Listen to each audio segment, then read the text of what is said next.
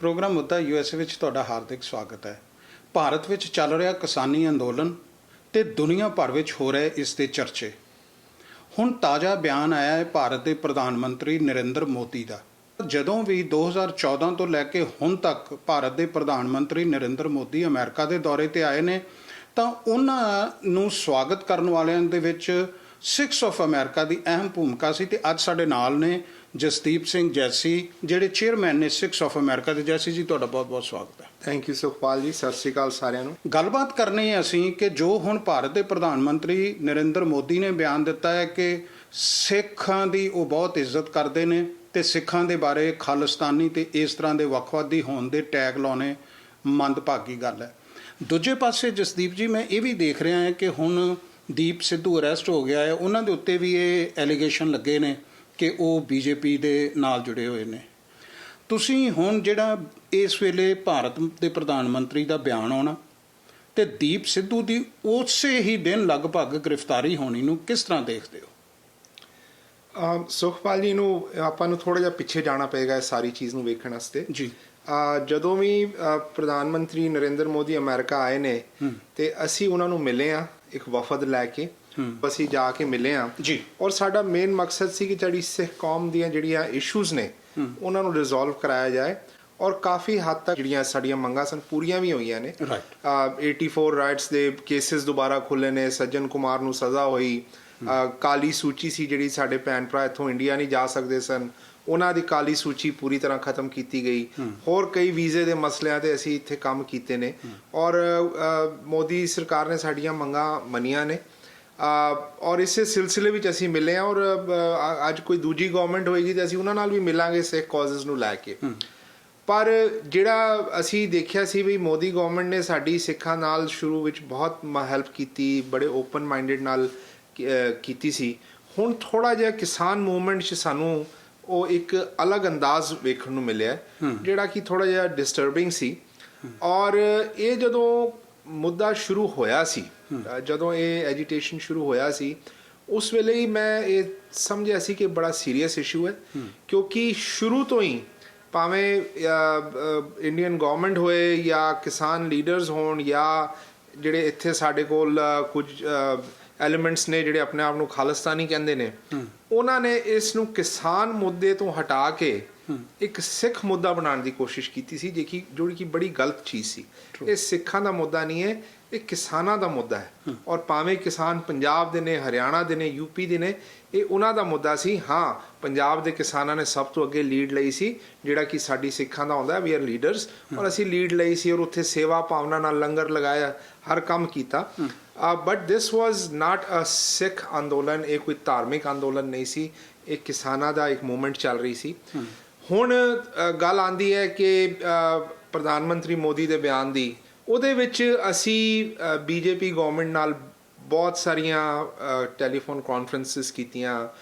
ਬਲਜਿੰਦਰ ਸਿੰਘ ਸ਼ੰਮੀ ਜਿਨ੍ਹਾਂ ਨੇ ਹੁਣ ਜਿਹੜੇ ਬੀਜੇਪੀ ਦੇ ਕੋਆਰਡੀਨੇਟਰ ਸਨ, ਉਹਨਾਂ ਨੇ ਰਿਜ਼ਾਈਨ ਦੇ ਦਿੱਤਾ ਤੁਹਾਡੀ ਚੈਨਲ ਤੇ ਹੀ। ਔਰ ਇੱਕ ਇਹ ਮੁੱਦਾ ਸੀ ਕਿ why is BJP government targeting Sikhs now, ਕਿਉਂਕਿ ਇਹ ਵੇਖਣ 'ਚ ਆਇਆ ਕਿ ਹੁਣ ਵੀ ਹੋ ਰਿਹਾ। ਜਿਸ ਤਰ੍ਹਾਂ ਤੁਸੀਂ ਦੀਪ ਸੰਧੂ ਦਾ ਵੇਖਿਆ, ਦੀਪ ਸੰਧੂ ਨੂੰ ਅਰੈਸਟ ਕੀਤਾ ਗਿਆ, ਸਿੱਧੂ ਨੂੰ ਪਹਿਲਾਂ ਤੇ ਉਹਨਾਂ ਨੂੰ ਹੁਣ 15 ਦਿਨ ਬਾਅਦ ਅਰੈਸਟ ਹੋਇਆ। ਬਾਕੀ ਸਾਡੇ ਸਾਰੇ ਮੁੰਡੇ ਉੱਥੇ ਅਰੈਸਟ ਹੋ ਗਏ ਸੀ, ਇਹਨਾਂ ਨੂੰ 15 ਦਿਨ ਬਾਅਦ ਅਰੈਸਟ ਹੋਇਆ। ਔਰ ਉਸ ਤੋਂ ਬਾਅਦ ਅਰੈਸਟ ਹੋ ਕੇ ਜਿਹੜਾ ਗੋਦੀ ਮੀਡੀਆ ਹੈ ਉਹ ਇਹ ਬਿਆਨ ਤੇ ਬਿਆਨ ਦੇਈ ਜਾ ਰਿਹਾ, ਖਾਲਿਸਤਾਨੀ ਐਂਗਲ, ਖਾਲਿਸਤਾਨੀ ਪਕੜਾ ਗਿਆ, ਦੇਸ਼ ਦਰੋਹੀ ਪਕੜਾ ਗਿਆ। ਦੀਪ ਸੰਧੂ ਜੋ ਤੁਸੀਂ ਵੇਖੋ ਤੇ ਉਹਨੇ ਸਨੀ ਦਿਓਲ ਦਾ ਕੈਂਪੇਨ ਚਲਾਇਆ। He was part of BJP ਦਾ ਕੈਂਪੇਨ ਸੀ। ਤਸਵੀਰਾਂ ਆਈਆਂ ਨੇ, ਮੋਦੀ ਜੀ ਨੂੰ ਮਿਲੇ ਨੇ, ਅਮਿਤ ਸ਼ਾਹ ਜੀ ਨਾਲ ਬੈਠੇ ਹੋਏ ਨੇ ਤੇ ਪ੍ਰਾਈਮ ਮਿਨਿਸਟਰ ਨੂੰ ਤੁਸੀਂ ਵੀ ਮਿਲੇ ਹੋ, ਅਸੀਂ ਵੀ ਮਿਲੇ ਹਾਂ। ਪ੍ਰਾਈਮ ਮਿਨਿਸਟਰ ਨੂੰ ਤੁਸੀਂ ਐਵੇਂ ਨਹੀਂ ਮਿਲ ਸਕਦੇ।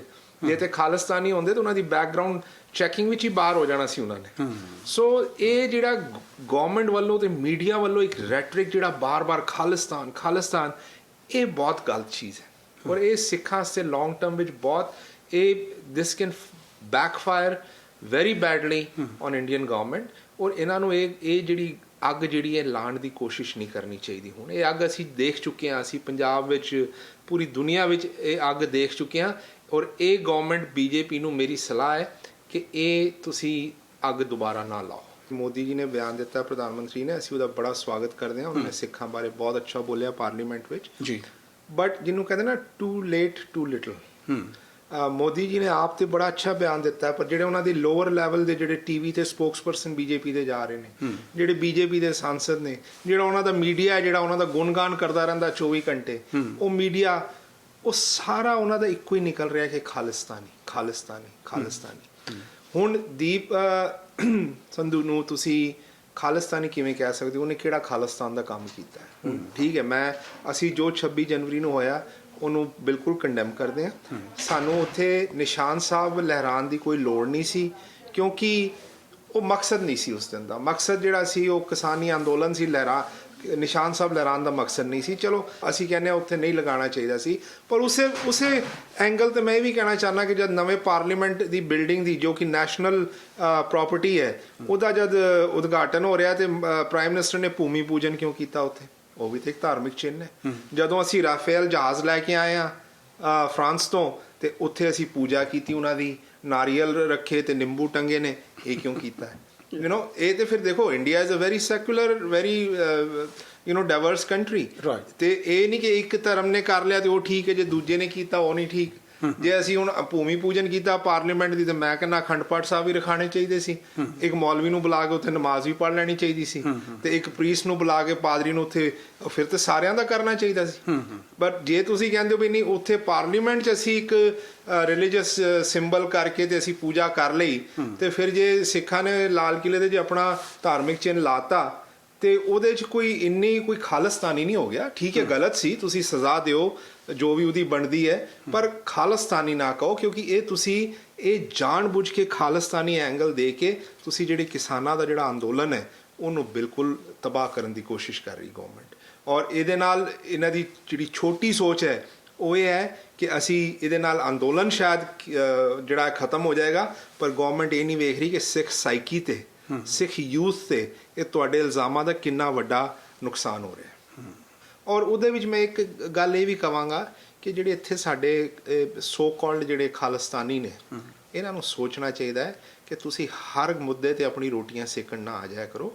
ਇਹ ਮੁੱਦਾ ਕਿਸਾਨਾਂ ਦਾ ਹੈ, ਇੱਥੇ ਸਾਨੂੰ ਖਾਲਿਸਤਾਨ ਦੀ ਕੋਈ ਲੋੜ ਨਹੀਂ ਹੈ। Please back of. ਤੁਸੀਂ ਜਿੰਨਾ ਵਿੱਚ ਜਾ ਕੇ ਸ਼ਰਾਰਤਾਂ, ਇਹਨੂੰ ਮੈਂ ਸ਼ਰਾਰਤ ਕਹਾਂਗਾ ਕਿ ਇਹਨਾਂ ਨੇ ਜਾ ਕੇ ਸ਼ਰਾਰਤ ਕੀਤੀ ਹੈ, ਉੱਥੇ ਜਿੰਨੀ ਗੌਰਮੈਂਟ ਜ਼ਿੰਮੇਵਾਰ ਹੈ ਨਾ ਇਹਨਾਂ ਗੱਲਾਂ ਵਾਸਤੇ, ਉਨੇ ਹੀ ਇੱਥੇ ਬੈਠੇ ਜਿਹੜੇ ਖਾਲਿਸਤਾਨੀ ਐਲੀਮੈਂਟਸ ਨੇ ਉਹ ਵੀ ਜ਼ਿੰਮੇਦਾਰ ਨੇ। ਔਰ ਇਹ ਵੀ ਮੈਂ ਕਹਿੰਦਾ ਵਾਹਿਗੁਰੂ ਦੀ ਮਿਹਰ ਰਹੀ ਹੈ ਕਿ ਫਿਰ ਵੀ 26 ਜਨਵਰੀ ਤੋਂ ਬਾਅਦ ਵੀ ਅੰਦੋਲਨ ਸੰਭਲ ਗਿਆ। ਸਾਡੀ ਲੀਡਰਸ਼ਿਪ, ਭਾਵੇਂ ਸਾਡੀ ਪੰਜਾਬ ਦੀ ਸਿੱਖ ਲੀਡਰਸ਼ਿਪ ਸੀ ਜਾਂ ਹਰਿਆਣਾ ਦੇ ਕਿਸਾਨ ਲੀਡਰ ਸਨ ਜਾਂ ਟਿਕੈਤ ਸਾਹਿਬ ਆਏ ਨੇ, ਕਿ ਆ ਜਿਹੜਾ ਮੁੱਦਾ ਫਿਰ ਤੋਂ ਵਾਪਸ ਆ ਗਿਆ। ਅਸੀਂ ਬਿਲਕੁਲ ਕਿਸਾਨਾਂ ਦੇ ਨਾਲ ਖੜੇ ਹਾਂ। ਔਰ ਇਹ ਜਿਹੜਾ ਟਵੀਟ ਹੋਏ ਨੇ, ਜਿਹੜੇ ਸੈਲੀਬ੍ਰਿਟੀਜ਼ ਨੇ ਅਮਰੀਕਾ ਵਿੱਚ ਟਵੀਟ ਕੀਤੇ ਨੇ, ਕਿਸੇ ਨੇ ਉਹਨਾਂ ਨੂੰ ਪੈਸੇ ਨਹੀਂ ਦਿੱਤੇ। ਇਹ ਹਿਊਮਨ ਰਾਈਟਸ ਦੀਆਂ ਗੱਲਾਂ ਨੇ, ਪੜ੍ਹੇ ਲਿਖੇ ਮੁਲਕ ਨੇ, ਅਸੀਂ ਆਜ਼ਾਦ ਮੁਲਕ ਨੇ, ਇੱਥੇ ਲੋਕਾਂ ਨੂੰ ਟਵੀਟ ਕਰਨ ਦੀ ਆਜ਼ਾਦੀ ਹੈ, ਉਹਨਾਂ ਨੇ ਕੀਤੇ ਨੇ। ਔਰ ਅਗੇਨ ਮੈਂ ਇਹੀ ਸੋਚਦਾ ਕਿ ਮੈਂ ਮੋਦੀ ਜੀ ਦੀ ਗਵਰਨਮੈਂਟ ਨਾਲ ਮਿਲਦਾ ਰਿਹਾ, ਅਸੀਂ ਆਪ ਦੇਖਦੇ ਰਹੇ ਹਾਂ, ਇੰਨੀ ਛੋਟੀ ਸੋਚ ਦੀ ਮੈਨੂੰ ਉਮੀਦ ਨਹੀਂ ਸੀ ਕਿ ਜਿਵੇਂ ਮਿਨਿਸਟਰੀ ਆਫ ਐਕਸਟਰਨਲ ਅਫੇਅਰਸ ਨੇ ਰਿਐਕਟ ਕੀਤਾ ਇਹਨਾਂ ਟਵੀਟਸ ਦੇ ਉੱਪਰ, ਔਰ ਇਹਨਾਂ ਨੂੰ ਇੱਕ ਫੌਰਨ ਤਾਕਤ ਦਾ ਦੱਸਿਆ ਵੀ ਫੌਰਨ ਦੀ ਤਾਕਤਾਂ ਇਹਨਾਂ ਦੇ ਪਿੱਛੇ ਨੇ। ਉਹ ਮੰਨਣ ਵਾਲੀ ਗੱਲ ਨਹੀਂ, ਬਲਕਿ ਦੁਨੀਆ ਸਾਰੀ ਹੱਸ ਰਹੀ ਹੈ ਕਿ ਇਹ ਤੁਸੀਂ ਕੀ ਕਹਿ ਰਹੇ ਹੋ ਤੇ ਕੀ ਕਰ ਰਹੇ ਹੋ। ਇਹ ਲਾਸਟ ਕੁਐਸਚਨ ਵੇਲੇ ਕਿਸਾਨ ਜਥੇਬੰਦੀਆਂ ਜਿਹੜੀਆਂ ਸੰਘਰਸ਼ ਕਰ ਰਹੀਆਂ ਨੇ, ਫਰੋਮ NRI ਪਰਸਪੈਕਟਿਵ, ਕੀ ਉਹਨਾਂ ਨੂੰ ਸੁਨੇਹਾ ਦਿਓਗੇ? ਮੈਂ ਉਹਨਾਂ ਨੂੰ ਇਹ ਸੁਨੇਹਾ ਦਿਆਂਗਾ ਕਿ ਸਭ ਤੋਂ ਪਹਿਲਾਂ ਤੁਸੀਂ ਕੋਈ ਵੀ ਟਰੈਪ ਤੋਂ ਬਚੋ, ਕੀਪ ਯੋਰ ਐਜੀਟੇਸ਼ਨ ਪੀਸਫੁਲ, ਜਿਵੇਂ ਤੁਸੀਂ ਹਮੇਸ਼ਾ ਰੱਖਿਆ, ਔਰ ਯੂਨਾਈਟਿਡ ਰਹੋ। ਔਰ ਸਾਨੂੰ ਇਹ ਕਹਿਣ ਦੀ ਲੋੜ ਨਹੀਂ ਕਿ ਇਹ ਸਿੱਖਾਂ ਦਾ ਐਜੀਟੇਸ਼ਨ ਹੈ ਜਾਂ ਇਹ ਕਿਸੇ ਹੋਰ ਦਾ ਐਜੀਟੇਸ਼ਨ ਹੈ। ਇਹ ਯੂਨਾਈਟਿਡ ਕਿਸਾਨਾਂ ਦਾ ਐਜੀਟੇਸ਼ਨ ਹੈ, ਜਿਹਦੇ ਵਿੱਚ ਕਿ ਹੋਰ ਲੋਕ ਵੀ ਆ ਕੇ ਸਾਰੇ ਤੁਹਾਡੇ ਨਾਲ ਜੁੜੇ ਨੇ। ਅਸੀਂ ਤੁਹਾਡੇ ਨਾਲ ਖੜੇ ਹਾਂ ਔਰ ਬਿਲਕੁਲ ਇਸ ਐਜੀਟੇਸ਼ਨ 'ਚ ਨਾਲ ਹਾਂ। ਨਾਲੇ ਇੱਕ ਮੈਂ ਗੱਲ ਇਹ ਵੀ ਕਹਾਂਗਾ ਕਿ ਹੁਣ ਨੈਗੋਸ਼ੀਏਸ਼ਨਸ ਵੱਲ ਜਾਓ, ਜਿਹੜੀ ਡਾਇਲੋਗ ਹੈ ਦੁਬਾਰਾ ਗਵਰਨਮੈਂਟ ਤੋਂ ਸ਼ੁਰੂ ਕਰੋ। ਪ੍ਰਾਈਮ ਮਿਨਿਸਟਰ ਮੋਦੀ ਵੀ ਕਹਿ ਚੁੱਕੇ ਨੇ ਕਿ ਮੈਂ ਤਿਆਰ ਹਾਂ ਗੱਲਬਾਤ ਕਰਨ ਵਾਸਤੇ।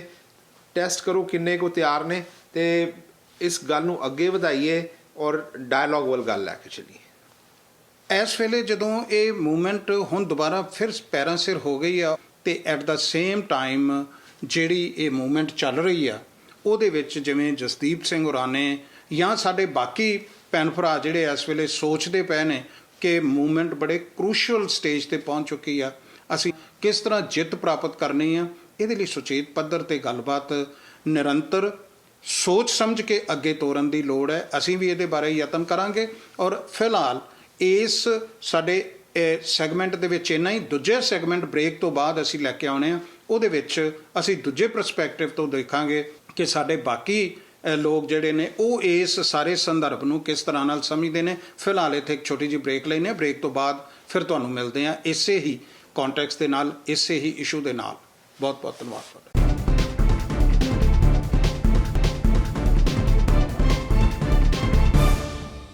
ਬ੍ਰੇਕ ਤੋਂ ਬਾਅਦ ਤੁਹਾਡਾ ਫਿਰ ਤੋਂ ਸਵਾਗਤ ਹੈ। ਸਾਡੇ ਨਾਲ ਨੇ ਹੁਣ ਦਵਿੰਦਰ ਸਿੰਘ, ਜਿਹੜੇ ਸੋਸ਼ਲ ਤੇ ਪੋਲੀਟੀਕਲ ਐਕਟਿਵਿਸਟ ਨੇ ਔਰ ਜਿਨ੍ਹਾਂ ਨੇ ਕਿਸਾਨੀ ਮੁੱਦੇ ਦੇ ਉੱਤੇ ਵਾਸ਼ਿੰਗਟਨ ਡੀਸੀ ਏਰੀਏ ਦੇ ਵਿੱਚ ਪਹਿਲੀ ਕਨਵੈਨਸ਼ਨ ਸੱਦ ਕੇ ਸਾਰੇ ਭਾਈਚਾਰੇ ਨਾਲ ਗੱਲਬਾਤ ਕੀਤੀ ਸੀ ਕਿ ਇਸ ਸਾਰੇ ਮੁੱਦੇ ਦੇ ਵਿੱਚ ਪੰਜਾਬੀਆਂ ਦਾ, NRIs ਦਾ ਤੇ ਸਿੱਖਾਂ ਦਾ ਕੀ ਰੋਲ ਹੋਣਾ ਚਾਹੀਦਾ ਹੈ। ਦਵਿੰਦਰ ਭਾਜੀ, ਤੁਹਾਡਾ ਸਵਾਗਤ ਹੈ। ਸਾਰਿਆਂ ਨੂੰ ਪਹਿਲਾਂ ਡਾਕਟਰ ਸਾਹਿਬ ਜਿੰਨੇ ਵੀ ਸਰੋਤੇ ਨੇ ਉਹਨਾਂ ਨੂੰ ਮੇਰੇ ਵੱਲੋਂ ਪਿਆਰ ਭਰੀ ਸਤਿ ਸ੍ਰੀ ਅਕਾਲ।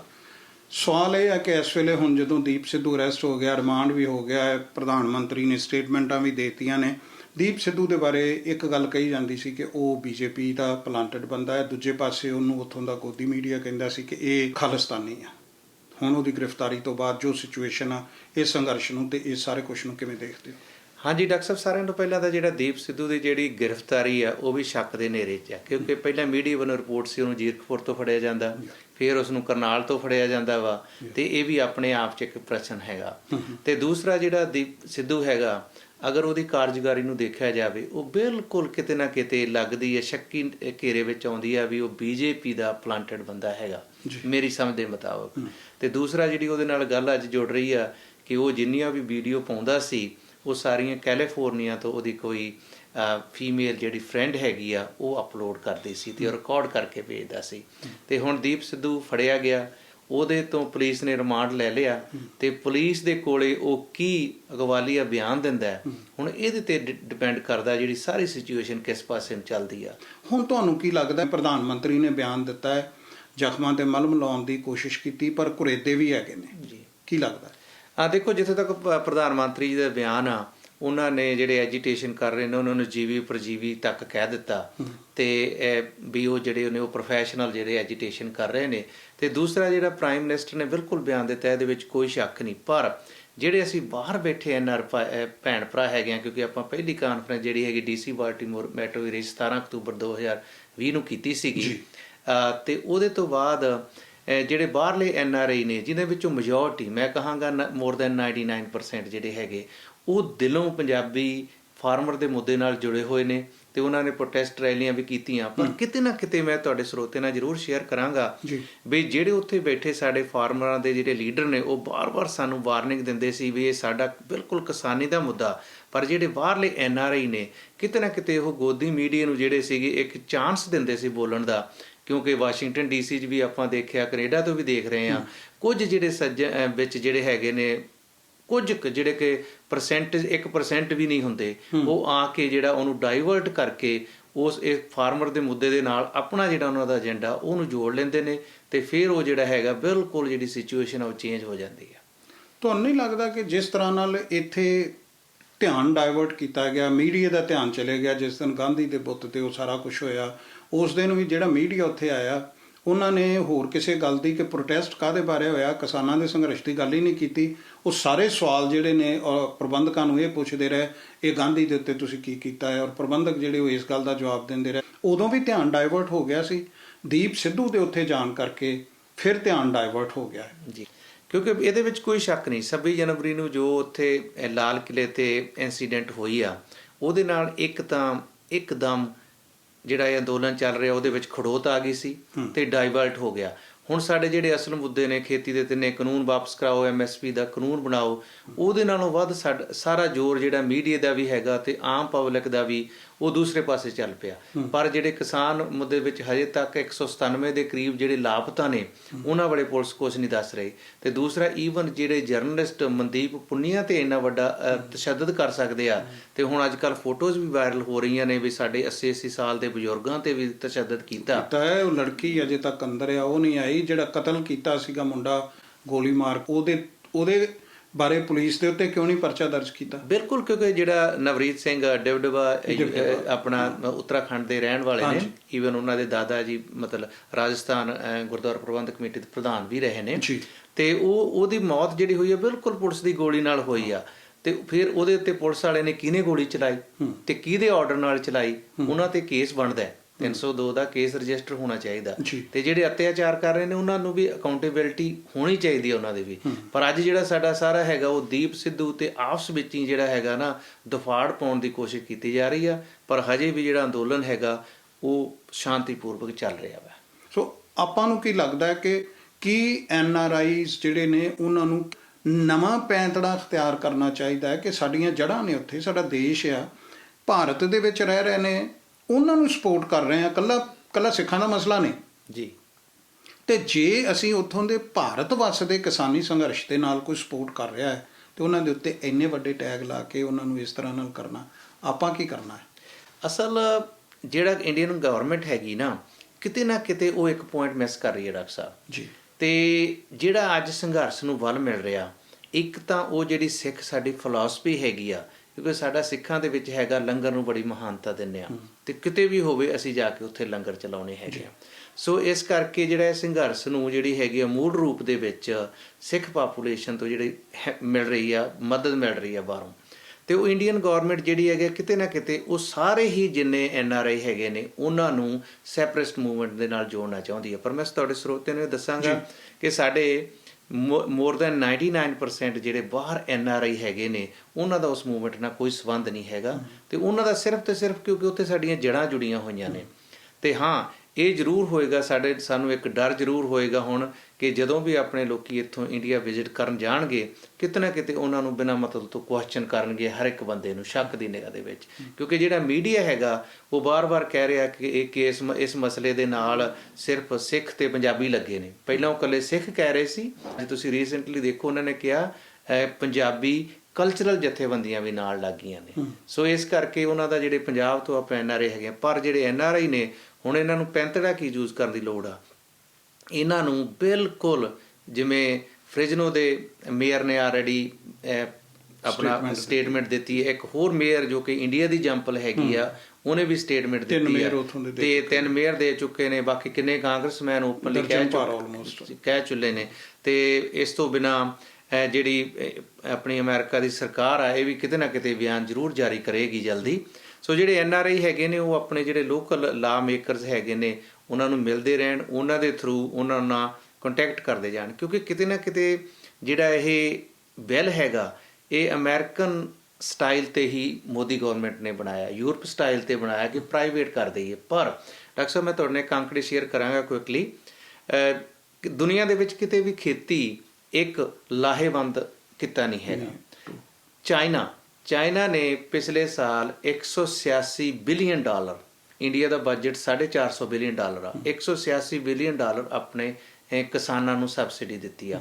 ਤੇ ਯੂਰਪ ਨੇ ਜਿਹੜਾ ਯੂਰਪੀਅਨ ਯੂਨੀਅਨ ਹੈਗੀ ਆ ਉਹਨੇ ਵੀ 101 ਬਿਲੀਅਨ ਦਿੱਤੀ ਹੈ। ਅਮਰੀਕਾ ਨੇ 50 ਬਿਲੀਅਨ ਦੇ ਕਰੀਬ, ਈਵਨ ਇੰਡੋਨੇਸ਼ੀਆ ਵਰਗੇ ਦੇਸ਼ ਨੇ ਵੀ $29 ਬਿਲੀਅਨ ਦਿੱਤੀ ਆ। ਭਾਰਤ ਇੱਕੋ ਇੱਕ ਦੇਸ਼ ਹੈ ਜਿਹਨੇ ਆਪੋਜਿਟ ਚੱਲਿਆ, ਕਿਉਂਕਿ ਉੱਥੇ ਵੋਟ ਬੈਂਕ ਨੂੰ ਇਕੱਠਾ ਕਰਨ ਲਈ ਦਾਲ ਆਟਾ ਜਿਹੜੇ ਆਪਾਂ ਫ੍ਰੀ ਸਕੀਮਾਂ ਦੀ ਗੱਲ ਕਰਦੇ ਹਾਂ, ਆਲਮੋਸਟ $79 ਬਿਲੀਅਨ ਇੰਡੀਆ ਨੇ ਆਪਣੇ ਜਿਹੜੇ ਗਰੀਬ ਹੈਗੇ ਨੇ, ਕਿਉਂਕਿ ਹਜੇ ਵੀ ਉੱਥੇ 15% ਭੁੱਖੇ ਸੌਂਦੇ ਨੇ ਇਹਨਾਂ ਦੇਣ ਦੇ ਬਾਵਜੂਦ, ਤੇ ਇੰਡੀਆ ਇੱਕੋ ਇੱਕ ਦੇਸ਼ ਹੈ ਜਿਹਨੇ 79 ਬਿਲੀਅਨ ਦਿੱਤਾ। ਹੋਰ ਕਿਸੇ ਦੇਸ਼ ਨੇ ਆਪਣੇ ਜਿਹੜੇ ਨਾਗਰਿਕ ਨੇ ਉਹਨਾਂ ਦੀ ਹੈਲਪ ਨਹੀਂ ਕੀਤੀ, ਕਿਉਂਕਿ ਉਹ ਫਾਰਮਰਾਂ ਦੀ ਹੈਲਪ ਕਰ ਰਹੇ ਨੇ। ਕਿਉਂਕਿ ਵਾਰ-ਵਾਰ ਇੰਡੀਆ ਇਹ ਕਹਿ ਰਿਹਾ ਸਾਨੂੰ ਵਰਲਡ ਟ੍ਰੇਡ ਦੇ ਵਿੱਚ ਰਹਿਣਾ ਪੈਣਾ, ਇਹਦੇ ਵਿੱਚ ਕੋਈ ਸ਼ੱਕ ਨਹੀਂ। ਮੈਂ ਸਰੋਤਿਆਂ ਨੂੰ ਦੱਸਾਂ ਕਿਉਂਕਿ ਕਈ ਵਾਰੀ ਸਾਨੂੰ ਸਾਰੀਆਂ ਗੱਲਾਂ ਚੰਗੀਆਂ ਨਹੀਂ ਲੱਗਦੀਆਂ, ਕਿਉਂਕਿ ਜਦੋਂ ਦੁਨੀਆ ਦੇ ਵਿੱਚ ਹੈਗੇ ਉਹ ਆਪਣੇ ਦੇਸ਼ ਜ਼ਿਆਦਾ ਸਬਸਿਡੀ ਦਿੰਦੇ ਆ, ਇਸ ਕਰਕੇ ਉਹ ਮਾਲ ਸਸਤਾ ਵੇਚਦੇ ਆ ਇੰਟਰਨੈਸ਼ਨਲ ਮਾਰਕੀਟ 'ਚ। ਵਾਕਈ ਜਿਹੜੀ ਹੈਗੀ ਆ ਅਗਰ ਭਾਰਤੀ ਸਰਕਾਰ ਖਰੀਦਦੀ ਆ, ਉਹਨਾਂ ਨੂੰ ਕਣਕ ਚੌਲ ਸਾਡੇ ਨਾਲੋਂ ਸਸਤੇ ਮਿਲਦੇ ਨੇ ਵਰਲਡ ਮਾਰਕੀਟ ਦੇ ਵਿੱਚ। ਜਿਹੜਾ ਇਸ ਮੂਵਮੈਂਟ ਨੇ ਜਿਹੜਾ ਇੱਥੋਂ ਦਾ ਯੂਥ ਆ ਉਹਨੂੰ ਨਾਲ ਜੋੜ ਦਿੱਤਾ ਜੀ। ਜਿਹੜੇ ਲੋਕਾਂ ਦੀ ਤੁਸੀਂ ਗੱਲ ਕੀਤੀ ਆ, ਜੇ ਦਰਜਨ ਭਰ ਕਾਂਗਰਸਮੈਨਾਂ ਨੇ ਸਟੇਟਮੈਂਟਾਂ ਦਿੱਤੀਆਂ ਨੇ, ਇੱਥੋਂ ਦੇ ਸੈਲੀਬ੍ਰਿਟੀਜ਼ ਨੇ, ਰਿਹਾਨਾ, ਦੂਜੇ ਲੋਕਾਂ ਨੇ ਇਹ ਸਟੇਟਮੈਂਟਾਂ ਦਿੱਤੀਆਂ ਨੇ, ਇਹਦੇ ਵਿੱਚ ਯੂਥ ਦਾ ਬੜੀ ਵੱਡੀ ਭੂਮਿਕਾ ਹੈ। ਉਹਨਾਂ ਨੇ ਸੋਸ਼ਲ ਮੀਡੀਆ ਤੇ ਸਾਰਾ ਕੁਛ ਇਸ ਤਰੀਕੇ ਨਾਲ ਉਹਨਾਂ ਦੇ ਸਾਹਮਣੇ ਰੱਖਿਆ। ਔਰ ਜ਼ਿਆਦਾ ਜਿਹੜੀ ਚੀਜ਼ ਉਹ ਇਸ ਵੇਲੇ ਅਮਰੀਕਾ ਦੇ ਪੋਲੀਟੀਕਲ ਸਿਸਟਮ ਨੂੰ ਤੇ ਦੁਨੀਆ ਭਰ ਦੇ ਲੋਕਾਂ ਨੂੰ ਜਿਹੜੀ ਉੱਥੇ ਹਿਊਮਨ ਰਾਈਟਸ ਦੀ ਅਵਗਿਆ ਹੋ ਰਹੀ ਆ, ਉਹਦੇ ਕਰਕੇ ਲੋਕ ਨਾਲ ਜੁੜ ਰਹੇ ਨੇ। ਜੀ ਦੇਖੋ, ਜਿਹੜਾ ਯੂਥ ਹੈਗਾ ਸਾਡਾ ਨਾ, ਸਪੈਸ਼ਲੀ ਜਿਹੜਾ ਅਮਰੀਕਾ, ਯੂਰਪ ਤੇ ਕੈਨੇਡਾ ਦਾ ਬੋਰਨ ਹੈਗਾ, ਉਹ ਬੜਾ ਸਿਆਣਾ ਹੈਗਾ। ਉਹ ਸਾਡੇ ਵਾਂਗੂ ਛੇਤੀ ਇਮੋਸ਼ਨਲ ਨਹੀਂ ਹੁੰਦਾ, ਉਹ ਫੈਕਟ ਚੈੱਕ ਕਰਦਾ ਵਾ। ਬਿਨਾਂ ਸ਼ੱਕ ਉਹਨਾਂ ਨੂੰ ਸਪੈਸ਼ਲੀ ਲੱਖੇ ਸਿਧਾਣੇ ਦੀਆਂ ਜਿਹੜੀਆਂ ਸਟੇਟਮੈਂਟਸ ਨੇ, ਦੀਪ ਸਿੱਧੂ ਦੀਆਂ, ਉਹ ਚੰਗੀਆਂ ਲੱਗਦੀਆਂ ਸੀ। ਪਰ ਇਹ ਡਾਕਟਰ ਸਾਹਿਬ, ਇਹ ਪਹਿਲੀ ਵਾਰੀ ਹੋਇਆ, ਮੈਨੂੰ ਇੱਥੇ ਤਕਰੀਬਨ 31 ਸਾਲ ਹੋ ਗਏ ਰਹਿੰਦੇ ਨੂੰ, ਤੇ ਜਦੋਂ ਸਾਡਾ ਯੂਥ ਤੋਂ ਭਾਵ ਸੈਕੰਡ ਜਨਰੇਸ਼ਨ ਜਿਹੜੀ ਸਾਡੀ ਹੈਗੀ ਇੱਥੇ ਅਮਰੀਕਨ ਬੋਰਨ ਆ, ਉਹ ਕਿਸੇ ਵੀ ਅੰਦੋਲਨ ਹੁੰਦੇ ਸੀ, ਇੱਥੇ ਬੜੇ ਅੰਦੋਲਨ ਹੋਏ ਨੇ, ਉਹਨਾਂ ਦੇ ਵਿੱਚ ਕਦੇ ਸ਼ਾਮਲ ਨਹੀਂ ਸੀ ਹੁੰਦੇ। ਪਰ ਐਕਤੀ ਜਿਹੜਾ ਸ਼ਾਮਲ ਹੋ ਰਹੇ ਨੇ, ਉਹ ਕਿਤੇ ਨਾ ਕਿਤੇ ਤਾਂ ਉਹਨਾਂ ਦੇ ਵਿੱਚ ਉਹਨਾਂ ਦਾ ਖੂਨ ਜਿਹੜਾ ਹੈਗਾ, ਉਸ ਖੂਨ ਮਿੱਟੀ ਦੇ ਨਾਲ ਜੁੜਿਆ ਹੋਇਆ। ਤੇ ਦੂਸਰਾ, ਉਹ ਸਿਆਣੇ ਹੋ ਗਏ, ਸਾਡੇ ਨਾਲੋਂ ਪੜ੍ਹੇ ਲਿਖੇ ਵੀ ਜ਼ਿਆਦੇ ਨੇ, ਐਕਟਿਵ ਵੀ ਜ਼ਿਆਦੇ ਨੇ, ਪੋਲੀਟਿਕਸ ਵੀ ਜ਼ਿਆਦੇ ਨੇ। ਸੋ ਇਸ ਕਰਕੇ ਉਹ ਨਾਲ ਜੁੜੇ ਨੇ। ਉਹ ਉਹਨਾਂ ਦਾ ਜਿਹੜਾ ਜੁੜਨਾ ਹੈਗਾ, ਉਹ ਫਾਰਮਰ ਦੀ ਜਿਹੜੀ ਲਾਸਟ ਸਰਵਾਈਵਲ ਦੀ ਜਿਹੜੀ ਬੈਟਲ ਆ ਨਾ, ਉਹਦੇ ਵਿੱਚ ਉਹਦੇ ਨਾਲ ਖੜੇ ਨੇ। ਉਹ ਕਿਸੇ ਇੱਕ ਨਾਂ ਦੇ ਪਿੱਛੇ ਨਹੀਂ ਜਾਣਗੇ। ਜਿਹੜੀ ਸਾਡੀ ਜਨਰੇਸ਼ਨ ਆ, ਥਾਂ ਥਾਂ ਦੇ ਉੱਤੇ ਆਪਣੇ ਪ੍ਰੋਗਰਾਮ ਲੈ ਕੇ ਆਉਂਦੀ ਹੈ। ਤੁਸੀਂ ਵੇਖੇ ਨੇ ਕਿ ਜਿਹੜੇ ਪ੍ਰੋਟੈਸਟ ਸੀ, ਉਹਨਾਂ ਦੇ ਵਿੱਚ ਯੂਥ ਨੇ ਸੱਦੇ ਦਿੱਤੇ ਸੀ, ਸਾਰੇ ਹੀ ਗਏ। ਮੇਰਾ ਇਹ ਸਵਾਲ ਆ, ਮੈਨੂੰ ਲੱਗਦਾ ਹੈ ਕਿ ਸਾਡੀ ਜਿਹੜੀ ਜਨਰੇਸ਼ਨ ਹੈਗੀ ਆ, ਕਨਫਿਊਜ਼, ਆਪਣੀ ਚੌਧਰ ਲਈ ਵੱਖਰੇ ਪ੍ਰੋਗਰਾਮ ਉਲੀਕ ਰਹੀ ਆ, ਵੱਖਰੀਆਂ ਥਾਵਾਂ ਤੇ ਵੱਖਰੇ ਪ੍ਰੋਗਰਾਮ ਦਿੱਤੇ ਜਾ ਰਹੇ ਨੇ। ਇੰਝ ਨਹੀਂ ਲੱਗਦਾ ਘੱਟੋ ਘੱਟ ਇਸ ਵੇਲੇ ਯੂਥ ਦੀ ਮੰਨ ਲਈਏ, ਯੂਥ ਦੇ ਪਿੱਛੇ ਤੁਰ ਪਈਏ? ਕਿਉਂ ਆਪਾਂ ਨੂੰ ਲੋੜ ਪੈ ਰਹੀ ਹੈ ਕਿ ਅਸੀਂ ਆਪਣੇ ਇਹ ਪ੍ਰੋਗਰਾਮ ਉਲੀਕੀਏ? ਕਿੱਥੇ ਖਲੋਤੇ ਹਾਂ ਅਸੀਂ? ਡਾਕਟਰ ਸਾਹਿਬ, ਇਹਦੇ ਵਿੱਚ ਕੋਈ ਦੋ ਰਾਮਾ ਨਹੀਂ। ਜਿਹੜੀ ਸਾਡੀ ਜਨਰੇਸ਼ਨ ਆ, ਤੁਹਾਡੀ ਤੇ ਮੇਰੀ ਜੀ, ਉਹ ਅੱਜ ਵੀ ਆਪਣਾ ਨਾਂ ਚਮਕਾਉਣ ਤੇ ਚੌਧਰਾਂ ਦੇ ਵਿੱਚ ਫਸੀ ਹੋਈ ਆ ਜੀ। ਕਿਤੇ ਯੂਨਿਟੀ ਨਹੀਂ ਦਿਖ ਰਹੀ, ਚਾਹੇ ਉਹ DC ਮੈਟਰੋ ਏਰੀਆ, ਚਾਹੇ ਉਹ ਨਿਊਯਾਰਕ ਦਾ ਏਰੀਆ, ਕਿਤੇ ਇੱਕਾ ਨਹੀਂ ਦਿਖ ਰਿਹਾ। ਹਰ ਕੋਈ ਆਪੋ ਆਪਣੇ, ਜਿਹਨੂੰ ਪੰਜਾਬੀ 'ਚ ਕਹੀਦਾ, ਘੋੜੇ ਭਜਾ ਰਹੇ ਨੇ। ਤੇ ਉਹਨਾਂ ਸਾਰਿਆਂ ਨੂੰ ਬੇਨਤੀ ਹੈ ਤੁਹਾਡੇ ਮਾਧਿਅਮ ਰਾਹੀਂ ਵੀ ਐਟ ਲੀਸਟ ਇਸ ਮੁੱਦੇ ਤੇ ਅਸੀਂ ਇਕੱਠੇ ਹੋਈਏ, ਯੂਥ ਨੂੰ ਨਾਲ ਲਾਈਏ। ਸਾਡੇ ਕੋਲੇ ਬੜੇ ਰਿਸੋਰਸਿਸ ਹੈਗੇ ਨੇ, ਉਹਨਾਂ ਨੂੰ ਵਰਤ ਕੇ ਸਾਨੂੰ ਇਕੱਠੇ ਹੋ ਕੇ ਪਲਾਨ B ਤੇ ਕੰਮ ਕਰਨਾ ਚਾਹੀਦਾ। ਮੈਂ ਨੈਗੇਟਿਵ ਨਹੀਂ ਹੋਵਾਂਗਾ। ਤੇ ਅਗਰ ਇਹ ਕਿ ਜਿਹੜੇ ਫਾਰਮ ਬਿੱਲ ਨੇ ਉਹ ਵਾਪਸ ਨਹੀਂ ਹੁੰਦੇ, ਸਰਕਾਰ ਅੜ ਜਾਂਦੀ ਆ, ਲਾਗੂ ਹੋ ਜਾਂਦੇ ਆ, ਕੁਝ ਹੋ ਜਾਂਦਾ, ਤੇ ਸਾਡੀ ਪਲਾਨ B ਕੀ ਆ ਪੰਜਾਬ ਦੀ ਸਪੋਰਟ ਕਰਨ ਲਈ? ਕਿਉਂਕਿ ਅਸੀਂ ਜਿਹੜੇ ਬਾਹਰ ਬੈਠੇ ਆ, ਸਾਨੂੰ ਲੋੜ ਆ ਪੰਜਾਬ ਨੂੰ ਬਚਾਉਣ ਦੀ। ਪੰਜਾਬ ਦੇ ਵਿੱਚ ਹਰ 2 ਸਾਲ ਦੇ ਵਿੱਚ ਤਕਰੀਬਨ 10 ਪਿੰਡ ਘਟ ਜਾਂਦੇ ਨੇ, ਤੇ ਹੁਣ 12,500 ਪਿੰਡ ਰਹਿੰਦਾ, ਤੇ ਜਲਦੀ ਇਹਨੇ 12,000 ਤੇ ਪਹੁੰਚ ਜਾਣਾ ਵਾ। ਤੇ ਸਾਨੂੰ ਇੰਨੀ ਸਾਡੀ NRI ਦੀ ਬਾਹਰ ਰਿਸੋਰਸਿਸ ਨੇ, ਇੰਨੀ ਗਿਣਤੀ ਹੋ ਚੁੱਕੀ ਹੈ ਯੂਰਪ ਦੇ ਨੂੰ ਵਿੱਚ ਪਾ ਕੇ, ਅਸੀਂ ਇੱਕ ਪਿੰਡ ਨੂੰ 30 40 ਜਿਹੜੇ NRI ਹੈਗੇ ਇਕੱਠੇ ਹੋ ਕੇ ਅਡਾਪਟ ਕਰ ਲਈਏ। ਅਗਰ ਉਹ ਅਡਾਨੀ ਆਪਣਾ ਚਲਾਉਣਾ ਚਾਹੁੰਦੇ ਨੇ, ਉਸ ਤੋਂ ਬਾਅਦ ਅਸੀਂ as a helper, as a investor Punjab ਨੂੰ ਦੁਬਾਰਾ ਸੋਨੇ ਦੀ ਚਿੜੀ ਬਣਾ ਸਕਦੇ ਹਾਂ, ਅਗਰ ਸਾਡੇ ਵਿੱਚ ਏਕਾ ਹੋਵੇ ਤਾਂ। 32 ਜਥੇਬੰਦੀਆਂ ਪੰਜਾਬ ਦੀਆਂ ਨੇ ਇਕੱਠੇ ਹੋ ਕੇ ਪੰਜਾਬ ਤੋਂ ਲੈ ਕੇ ਦਿੱਲੀ ਤੱਕ ਇਹ ਸੰਘਰਸ਼ ਚਲਾਇਆ ਹੈ। UP ਤੋਂ, ਹਰਿਆਣੇ ਤੋਂ, ਰਾਜਸਥਾਨ ਤੋਂ ਉਹ ਲੋਕ ਨਾਲ ਆ ਕੇ ਖਲੋ ਗਏ ਨੇ। ਹਰਿਆਣੇ ਨੇ ਪੰਜਾਬ ਨੂੰ ਵੱਡੇ ਭਰਾ ਦਾ ਰੁਤਬਾ ਦਿੱਤਾ ਹੈ। ਕਿ ਸਾਡੀ ਜਨਰੇਸ਼ਨ, ਜਿਹੜੀ ਦਵਿੰਦਰ ਸਿੰਘ ਹੋਰਾਂ ਨੇ ਗੱਲ ਕੀਤੀ ਆ, ਜਿਹੜੀ ਸਾਡੀ ਜਨਰੇਸ਼ਨ ਦੇ ਲੋਕ ਨੇ, ਉਹ ਪੂਰੇ ਅਮਰੀਕਾ ਦੇ ਵਿੱਚ ਤਾਂ ਕਿ ਈਸਟ ਕੋਸਟ ਦੇ ਵਿੱਚ ਇੱਕ ਸਾਂਝੀ ਲੀਡਰਸ਼ਿਪ ਖੜੀ ਨਹੀਂ ਕਰ ਸਕੇ। ਜਾਂ ਤਾਂ ਅਸੀਂ ਉਸ ਯੂਥ ਦੀ ਗੱਲ ਮੰਨ ਕੇ ਉਹਨਾਂ ਦੇ ਪਿੱਛੇ ਲੱਗ ਤੁਰੀਏ ਤੇ ਉਹਨਾਂ ਨੂੰ ਕਹੀਏ ਉਹ ਸਾਨੂੰ ਲੀਡ ਕਰਨ, ਤਾਂ ਕਿ ਇਹਨੂੰ ਕੈਪੀਟਲ ਦੇ ਉੱਪਰ, ਸੈਨੇਟ ਦੇ ਵਿੱਚ, ਹਾਊਸ, ਦੋਨਾਂ ਹਾਊਸਿਸ ਦੇ ਵਿੱਚ, ਤੇ ਇੱਥੋਂ ਦੇ ਬਾਈਡਨ ਐਡਮਿਨਿਸਟ੍ਰੇਸ਼ਨ ਦੇ ਨਾਲ ਕੋਈ ਗੱਲ ਕਰ ਸਕੀਏ। ਜਾਂ ਇੱਕ ਹੋ ਕੇ ਇੱਕ ਨਵਾਂ ਹੁਲਾਰਾ ਮਾਰੀਏ। ਆਉਂਦੇ ਦਿਨਾਂ ਦੇ ਵਿੱਚ ਅਸੀਂ ਇਹ ਤਵੱਕੋ ਰੱਖਾਂਗੇ, ਇਹਦੀ ਆਸ ਕਰਨੀ ਚਾਹੀਦੀ ਹੈ। ਪਰ ਨਾਲ ਹੀ ਜਿਸ ਤਰ੍ਹਾਂ ਨਾਲ ਯੂਥ ਨੇ ਇੱਕ ਸਿਆਣਪ ਦਿਖਾਈ ਹੈ, ਸਾਡੀ ਜਨਰੇਸ਼ਨ ਵੀ ਨਾ ਸਿਰਫ ਈਸਟ ਕੋਸਟ, ਮਿਡ ਵੈਸਟ ਜਾਂ ਵੈਸਟ ਦੇ ਵਿੱਚ ਹੀ, ਬਲਕਿ ਪੂਰੇ ਅਮਰੀਕਾ ਦੇ ਵਿੱਚ ਇੱਕ ਨਵੀਂ ਲੀਡਰਸ਼ਿਪ ਨੂੰ ਇਮਰਜ ਕਰੇ। ਬੇਸ਼ੱਕ ਸਾਡੀ ਵਿਚਾਰਧਾਰਾ ਕੋਈ ਵੀ ਹੋਵੇ। ਅਸੀਂ ਇਸ ਆਸ ਨਾਲ ਇਹ ਪ੍ਰੋਗਰਾਮ ਇੱਥੇ ਖਤਮ ਕਰਾਂਗੇ। ਨਵਾਂ ਪ੍ਰੋਗਰਾਮ ਲੈ ਕੇ ਫਿਰ ਹਾਜ਼ਰ ਹੋਵਾਂਗੇ। ਤੁਹਾਡਾ ਪ੍ਰੋਗਰਾਮ ਨਾਲ ਜੁੜੇ ਰਹਿਣ ਲਈ ਬਹੁਤ ਬਹੁਤ ਧੰਨਵਾਦ।